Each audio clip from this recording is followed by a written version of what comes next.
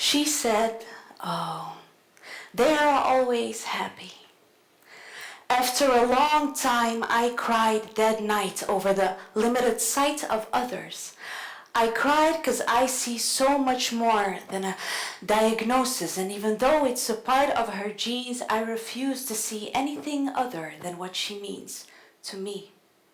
She is the essence of love and changing the face of beauty to me. If only you could see her through my eyes.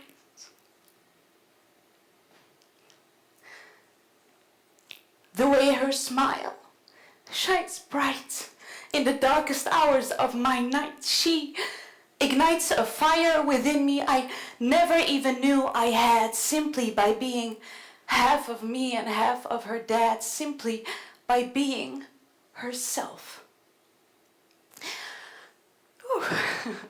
So I write poetry to express myself in the best way I can. And the story behind this poem is that we were doing our regular weekly groceries. Just my husband, my daughter, and I. And she's very social, so I often call her my social butterfly. And as we were packing up our groceries, she waved at the cashier, and the cashier smiled and waved back. I called her my social butterfly, and she said, "Oh, they are always happy." So my daughter has Down syndrome, but Down syndrome does not have her. I know when you look at her, you can tell, and on some level the other person usually means well. I know. And I was caught off guard by her comment, which was unexpected and misplaced. I did say, well, that's not always the case. She just didn't read my facial expressions, which was surprising since they are kind of hard to miss. She was talking about a niece that has the same, that's also always happy. Later that evening, I asked my husband, should we have said anything else? Should we have defended Luna? He said no. It wouldn't have been the right thing because it wasn't the right setting.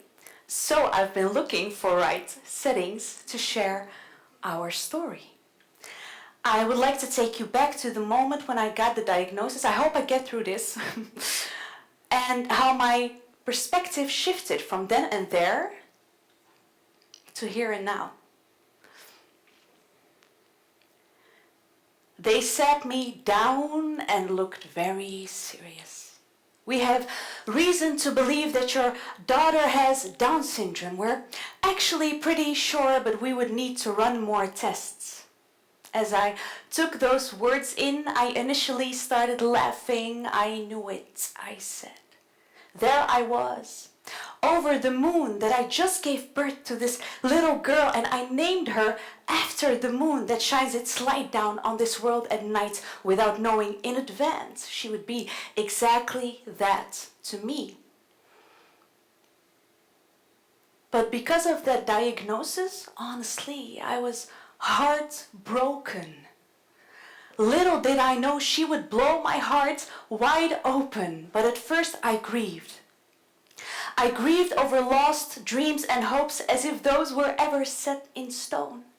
I grieved because I landed in waters so deep and so unknown, and I was terrified, mortified, trying to hide my disappointment in me, in who I thought I was and who I turned out to be. She turned out to be the answer to my ignorance. And yes, that is a lot of pressure, but now I measure the world by her personality and not the other way around anymore.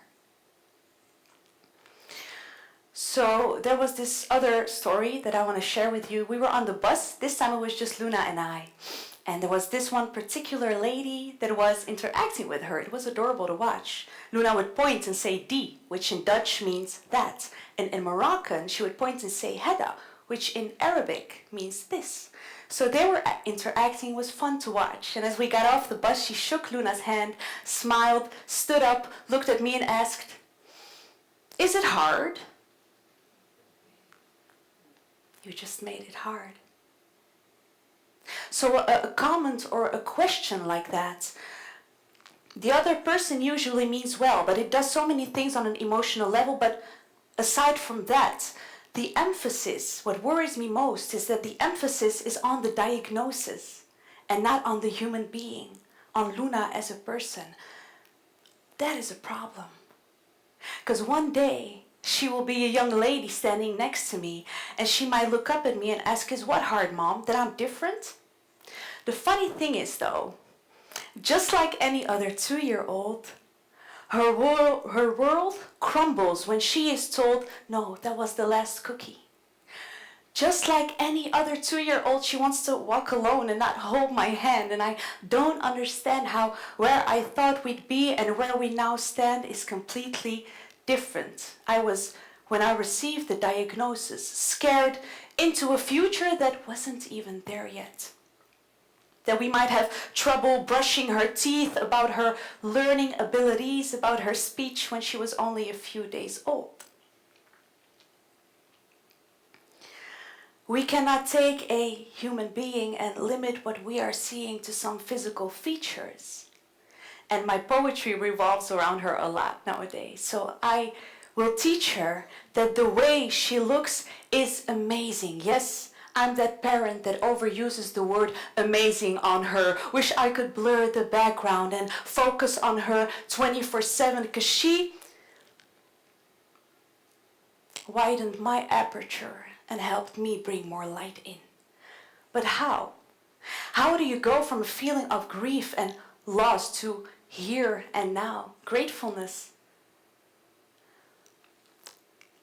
There's a very simple formula that we can all apply whenever we're going through hardship. And if you're a parent, you will know parenthood in general has its ups and downs. So take it one day at a time. One day at a time. Enjoy her. Enjoy her smile, her scent, and all her sounds. Treasure every moment. That's what it's about. And in 2 years that I've been her mother, she already taught me so much. Because she actually teaches me to reach out to people. Keeps reminding me that we are all equal. She teaches me not to walk past those pretty flowers, to be amazed how different some tiles on the sidewalk are, yet they fit in perfectly. She teaches me to slow down and really look. We will get to the park, Mom. It doesn't matter how long it took. Just enjoy the journey. So it's my responsibility to teach her things as well. And I hope that one day she will grow up and see this talk. I will teach her that she can do whatever she wants. She just has to work hard for it, just like everyone else. Yes, maybe a little bit harder, but when she will need to work harder, I will make sure she knows she has all the more reason to be proud. Proud of who she is and what she is capable of. I will teach her not to accept limitations that others are seeing and setting on her being. Not to accept one box and spend her life thinking, I guess this is where I belong. Just like anyone out there. You belong out there in the world, and you, my baby girl, have altered my world. Thank you for that. Cute and all. Love story, mommy, daughter. But I also need your help. I need your help in showing my daughter and the generation to come that there is more good than bad in the world. And sometimes the formula is so simple, we don't even think of it. So I also wrote a piece, and I want to end with this piece for you. Here's what you can do. It's very simple. Please remember that what you say matters. Your words matter. I would love to bridge the gap between her and you. I know you don't always know what to say or do, but I am here to assure you that's okay. If you don't know what to say, just smile. A smile goes a long way. Please remember, she is not a down kid or downsy. It's a living, breathing human being. So when she waves, you can wave back. She may stop in her tracks, and observe your smile. She will reach out to shake your hand. Please understand that all you have to do is reach back and shake her hand. Relax. Just go with it. There is nothing down about her. She is just a 2-year-old kid. So yes, my daughter has Down syndrome. But no, Down syndrome does not have her. Thank you so much.